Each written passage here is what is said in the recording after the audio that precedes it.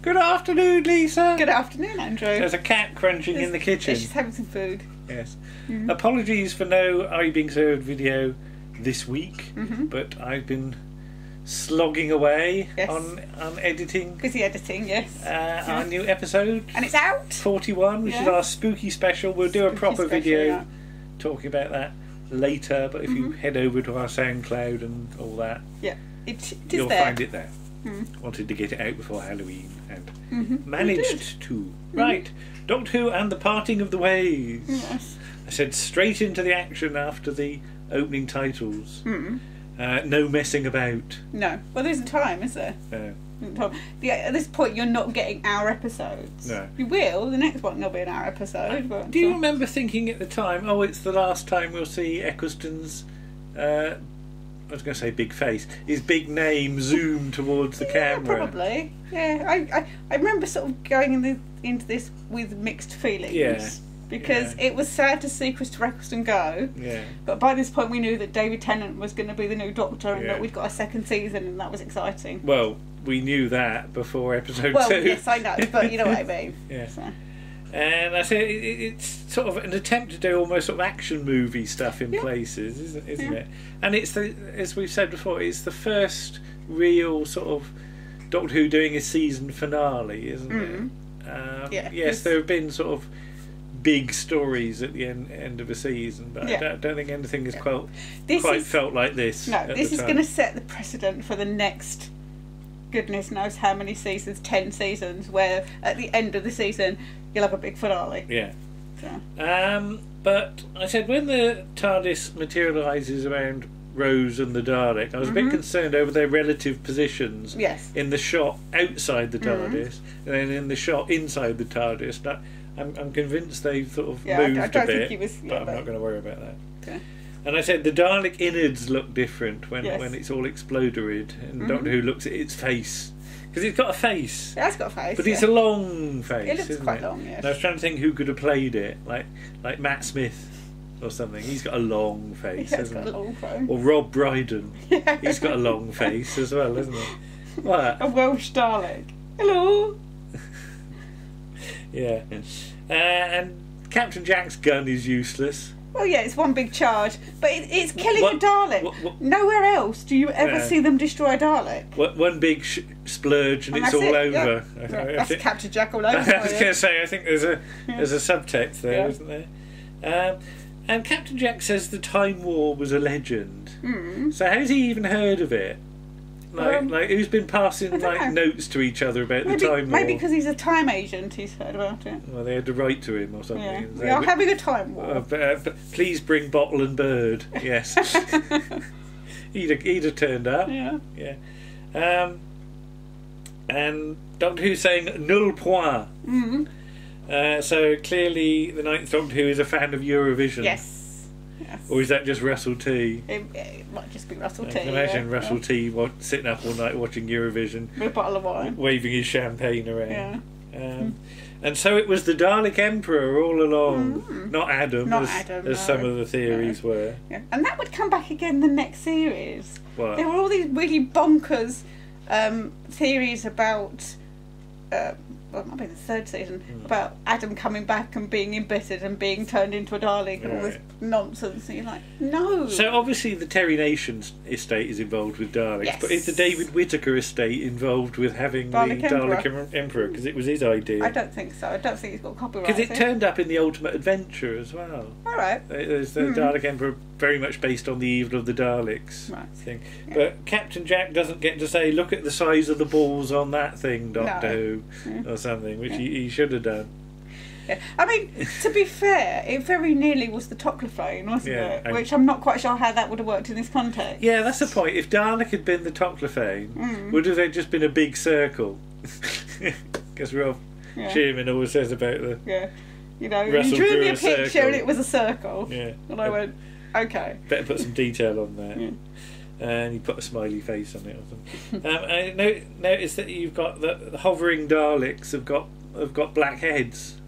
Alright, I didn't see that. The ones hovering around the... Are these guards? Yeah, like in Evil of the Daleks. Right, okay. These Imperial guards. Yeah, and when I say that they've got black heads, I don't mean they've got bad skin, you know. They painted each other. Okay. Because I suppose they'd have to. I don't know. Perhaps the Emperor Dalek. Yeah. I don't know how we do it. Let's not go into that. Perhaps you get some of the and humans. have they just got a hover about him all day? They just sit there. Yeah, or do they have like tea breaks and shifts? They go off and one comes, another one comes. Another load comes up. You know, hang on, I'm smoking a fag. Does it? And I said, there's various shots of Eccleston and what have you, where there's tiny Daleks in the background just trundling up and down. Yeah. And I said, what are they up to? Are they going to the canteen for some noodle soup or something like that? The thing that always worries me in that scene, because it occurred to me today, he comes out the TARDIS and he's got the force field from the extrapolator. Then he wanders about. And I'm like, that's a really long way from the TARDIS. Yeah. Is there still a force field, or are the Daleks just assuming that there is, and they don't try and nobody mention it, and we'll get away with it. Yeah. And the Dalek Emperor says, "You may not leave my presence." Remember, our computer used to say that. That when we had the computer at Gillingham, you could change Windows to make a different log on and log off noise. Okay. And when I set it, I had a little soundbite of this episode. Oh, right, okay. So whenever you turn the computer off, it would shout, "You may not leave my presence." Okay, I do not remember that at all. Yeah. Under the Christmas tree. So worship him. The Dalek voices are always. I always like when Dalek voices say unexpected things as well. And you've got slightly different Dalek voices as well. Nick Briggs has made the effort to make them slightly different. Pitches them up and down. Yeah. So we're back on the space station.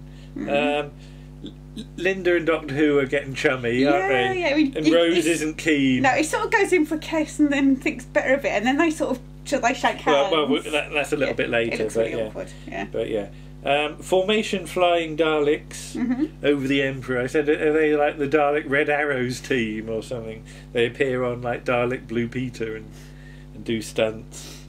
The Delta Wave is a pure bit of Terry Nationism. Yes. And I'm not entirely sure what the science behind it is meant to be. And there's mention of bastic bullets as well. And I said bastic headed. No, it's bastic headed bullets because that's from Eric Sayward. Oh God! That's Revelation of the Daleks. I don't work in there either. No, that's what Now Look Beryl Man has got William Gaunt. Yeah. Look Beryl Man. William Gaunt. Yes. So Linda, kissy, no handshake. Yeah, they're like, it's really awkward. He sort of lunges at her and then thinks better of her. He sort of gets a look from Rose and thinks, and I put Rose's sour face. Yes. Like she's chewing a wasp, basically. Isn't it? Well, it'd be the same if your boyfriend or girlfriend goes to kiss somebody else unexpectedly.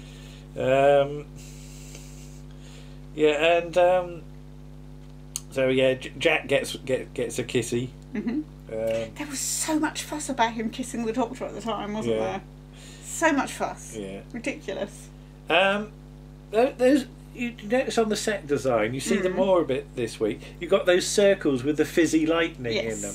And I said that's very mid-2000s, because you see them a lot in Star Trek and Star Trek films and things. And I said, like, lava lamps are very 60s, aren't they? Yeah. So go back and warn them. Yeah. And Doctor Who says no, he can't do that because the TARDIS is fixed in events, and he'll get caught. And I said, compare Russell T Davies' idea of how time works with Stephen Moffat's. Yeah, Stephen Moffat's. Because he'd go back and make them build a comfy sofa, wouldn't he?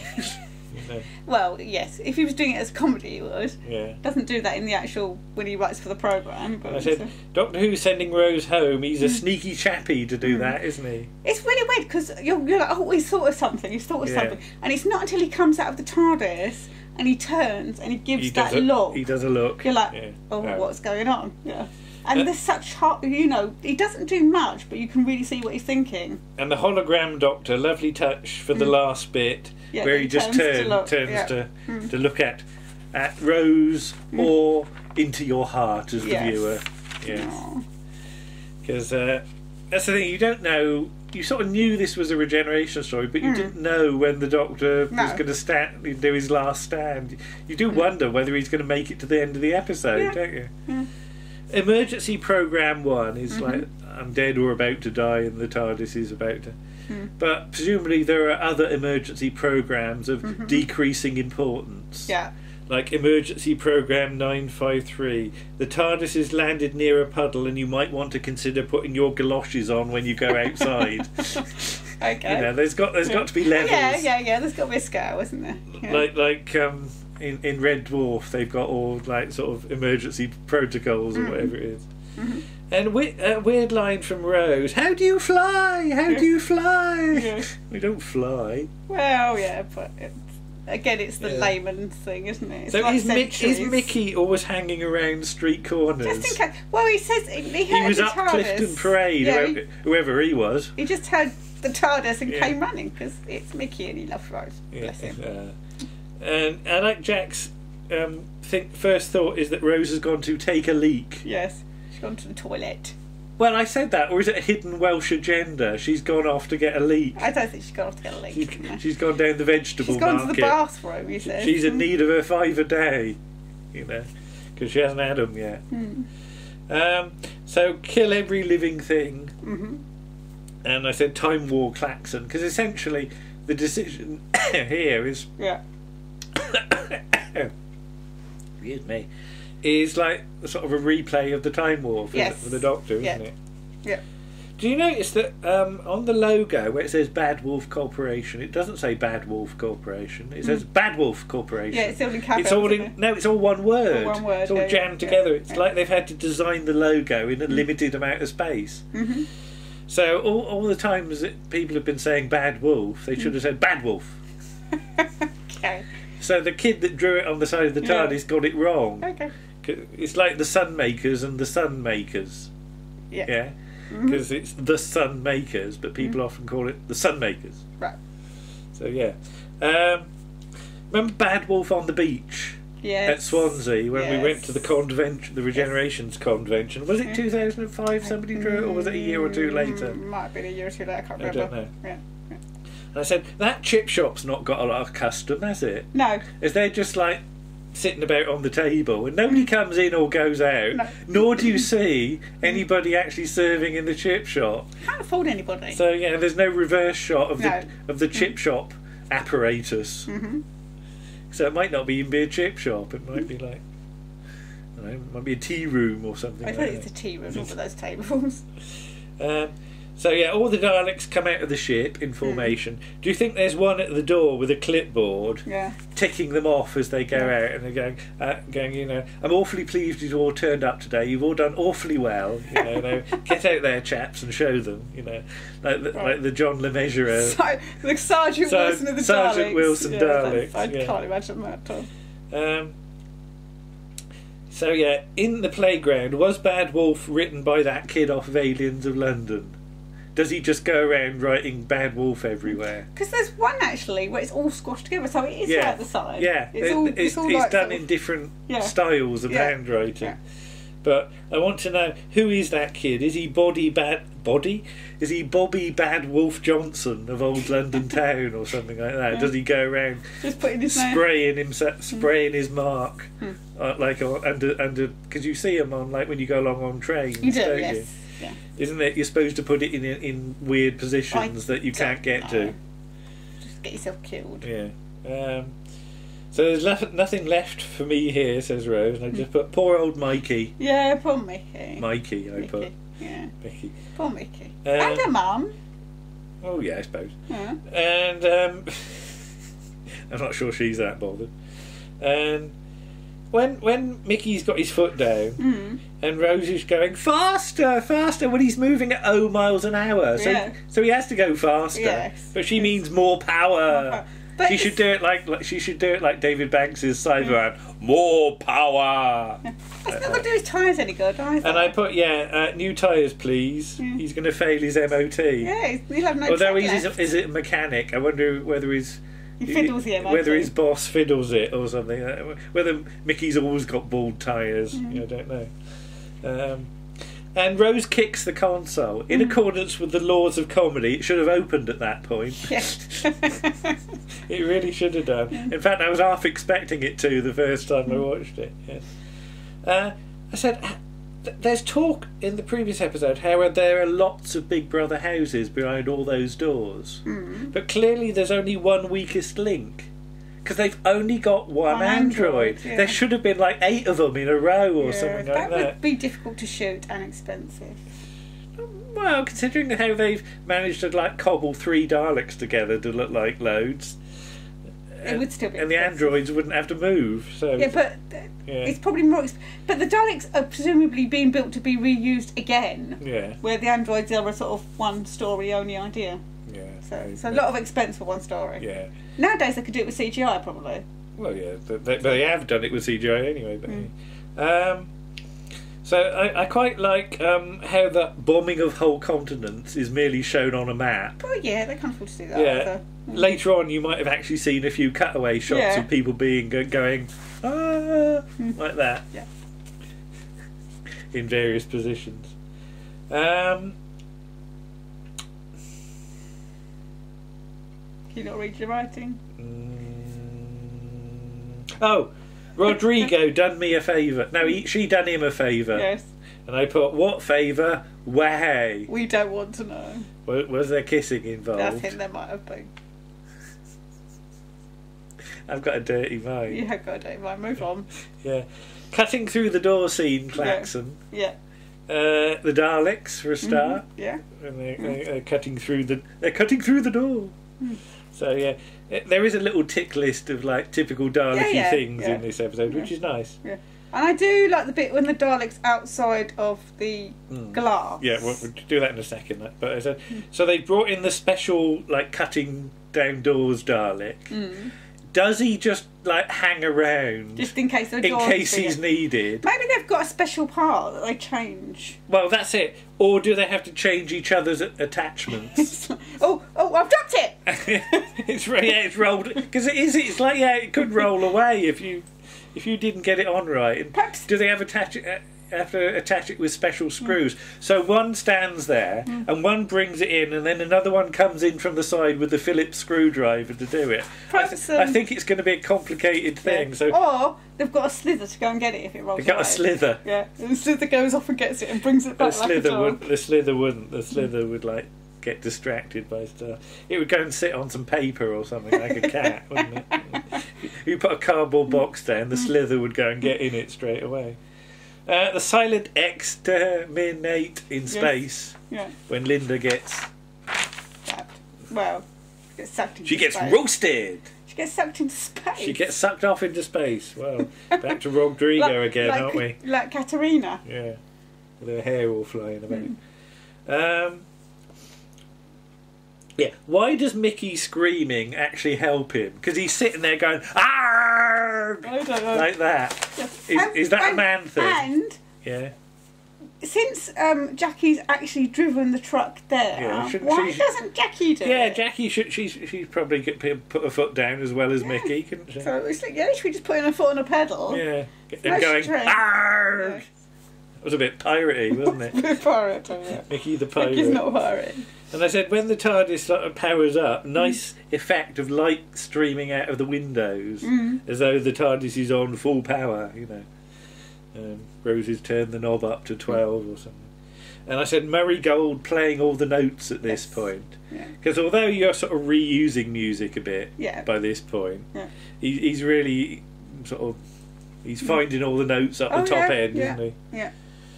And who's the like literal Dalek who goes, alert, TARDIS materialising, just in case all the other Daleks haven't noticed, and like they're not paying attention or have seen a fly up on the ceiling or something, you know, or are playing with a Slyther in a box. We should also say, because obviously none of the people fighting the Daleks, it's quite a dark, depressing episode because everybody gets killed off. Even Captain Jack, though he will be brought back very shortly. But and they don't even get names. No, they're just like male programmer and female. Although he gets a name in the previous episode, but he's not on the credits. Oh yeah, Davish Patel. Yeah, he's just like male programmer. You're like, could you not think of or I don't know, why didn't they put their name on there? It's like the way you always bugs you in Dad's Army when it says Warden. Or Vicar. So out comes Rose, all aglow. She is. Yeah. All bad Wolfie. All bad Wolfie, and so she does the Daleks, who appear to leave little bits of dust behind later on. I'll come back to that. Yeah. And you get to see her punky fish top. You do. Didn't you get punky fish things? I had a punky fish watch, right, which had a fish on it, which fell off. In what way was the fish punky? Did it have safety pins? That's just the brand name. It looked a bit scary, I think. So I said, is Jim the fish a punky fish? Yeah, but you said about the dust. Yeah. But didn't she say? She said about turning them to dust. Yeah, everything goes to dust. Yeah, well, and I say that's 2 kisses for Doctor Who in like 20 minutes. Yeah. Or half an hour. He's or on something. fire today. Yeah. Almost. And I said, if every Dalek does leave behind a pile of dust, there's going to be a lot of dust. Has like Mrs. Overall got to come out and sweep it all up, or is there she got a Hoover attachment? And I said, what are you going to do with it all? There's a lot of dust to go into landfill if there's like half a million Daleks or however many it is. So yeah, imagine the huge, like how many cubic meters of dust that would be to have to get rid of. Yeah. Loads. Yes. So for the regeneration scene, unusually Rose is pre-warned about it because Doctor Who gives her a little talk about what's going to happen. But that's for the audience. And I said this is for new viewers. Yes. That's because it never really occurred to me before, and it didn't occur to me until David Tennant's last story, when he talks about how it feels. Yeah. I won't exist anymore, and there'll be a new man. Yeah. And you think about it, and you think, oh, hang on, it's the same man, but it's not the same man or woman because they've got a whole different personality. Yeah. Oh, yeah. So, yes. But again, Chris gets to do his little speech. It's not a huge scene he gets. No. And I think it almost surprises some reactors that if they don't know it's coming, it's all over very, very quick. I mean, it's not as quick as Matt Smith to Capaldi, the actual change, but he doesn't really get a huge speech, does he? And there's that bit in the actual regeneration scene where if you pause it at the wrong point, it looks like Robson Green. Because it's the mixture of Eccleston's short hair and David Tennant. That reminds me of when I had the novelisation of Planet of the Spiders, and you got Pertwee at one end and Tom Baker at the other, but somewhere in the middle it looks like Chris Harris. Yeah. Yeah. So I said bye Chris and hello David, and David Tennant is Doctor Who, which is for one story only. For this story, and then he becomes the Doctor. Because he went, I don't want to be Doctor Who, that's not his name. But just for a few seconds, let's talk about Chris and how wonderful he is. Wonderful. I mean, when they announced who the Doctor was going to be, it immediately gives the show kudos and gravity because he was known before this for being a very serious actor. Well, ironically, when he was announced, I think one of the things that went into people's heads was his appearance in the League of Gentlemen. Yes. When he's got a big floppy hat. And... Yes. He's in the and he's that is like the sort of almost idealised Doctor costume, isn't it? Yeah. But of course, he doesn't go down that route at all. No. But he makes it accessible. You've been reading his book, haven't you? I have. Yes, and considering he doesn't talk too much about what's going on, but he's admitted he's had problems in the past with his body image and his mental health. Yeah. And if this was all going on in the background, to give the performance he gave is amazing. Yeah, oh, absolutely, yeah. And it's stunning, and it makes me sad that we didn't get a second season. But then would the second season have been as good as the first season? That's the thing. That's the thing about this season. This season was designed almost to do as much with Doctor Who just in case as they could afford, just to showcase Doctor Who generally, I think. I don't know how sort of far in advance Russell had planned it. No. And I suspect it's longer than he had to plan season 2. Yes. So, and you see how all the stories slot together as well. And there are things in one story that bleed into another, Yes. or set you up for another, Yeah. and that's a very clever structure. Yes. Like you've got the extrapolator Yeah. from Boomtown. You get the heart of the TARDIS opening in Boomtown, so that you can do that in the last episode. I think it is important to watch this whole season. You know, you do get more out of it as a whole. Yes. Because sometimes sort of people, when they do reactions, they say, "Should I watch every episode?" Yes. I always say you should. Yeah. You don't necessarily do reactions to them all. No, but watch them all. But watch them all. You get the story arc. Because everything, Yeah. you can see how everything sort of starts to join up after a while. But yeah, it would be nice. It would be nice if Christopher Eccleston decided to come back maybe sometime and reprise the Ninth Doctor. Yes. I'm not sure if he will or not. He's got a lot more into it recently. Yeah. I think because he's got children and he's suddenly realised seeing it through their eyes and sort of thought, oh, actually, it's not I'd very that bad. much like to be able to see him one day and say, well done. Yes, yes. And how, what a success it was. Yeah. I mean, I'm not sure Doctor Who would still be on if it hadn't been for a proper good actor taking it on. Because you said about, before Rose, we were a bit nervous about was it going to be a success, and by this point we know it definitely was. Yes. So and a lot of it is down to Russell T Davies and his writing. Oh, it's everyone. But, everyone's very important in making it work. Yeah. That's the thing. And they're all committed to it. Yeah. And maybe that's why there were tensions behind scenes, because everybody was committed to doing it, and it got a little bit I do fraught. wonder if you're a Doctor Who fan and you're bringing the show back, how much that is in the back of your mind all the time. I really don't know. I can't say, but it's interesting. But there we are. Yes, and also else, I would just say, it always makes me smile, that bit with David Tennant. Yeah. When at the very end of the episode, when he he says about Barcelona, and he smiles, it makes me smile, and it's nice because it's sort of after the sadness of losing the Ninth Doctor, here's the 10th Doctor, and off we go again. Off we go again. Yeah. Look forward to see what happens. Well, we will go off again with the 10th Doctor soon. Next week, probably. Yes. Hopefully. But yes, as we said, look out. Well, not look out.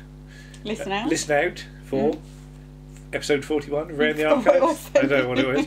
The spooky special. And we'll see you again soon. Okay. Bye-bye. Bye.